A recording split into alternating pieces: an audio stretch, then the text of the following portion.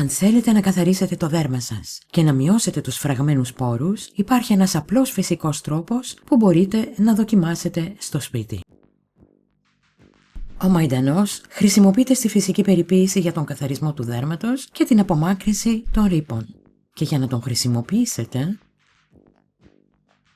βάλτε μια μεγάλη χούφτα ψιλοκομμένο μαϊντανό σε ένα δοχείο. Ρίξτε ένα φλιτζάνι βραστό νερό και καλύψτε το. Αφήστε το να σταθεί μέχρι να φτάσει σε θερμοκρασία δωματίου. Στη συνέχεια, στραγγίστε το υγρό και εφαρμόστε το στο πρόσωπο με μια κομπρέσα για περίπου 15 λεπτά. Μπορείτε να το χρησιμοποιείτε καθημερινά. Η διαδικασία αυτή βοηθά στον καθαρισμό του δέρματος και μπορεί να συμβάλλει στη μείωση των φραγμένων πόρων. Προσοχή όμως! Πριν τη χρήση, κάντε ένα δοκιμαστικό τεστ σε μικρή περιοχή του δέρματος.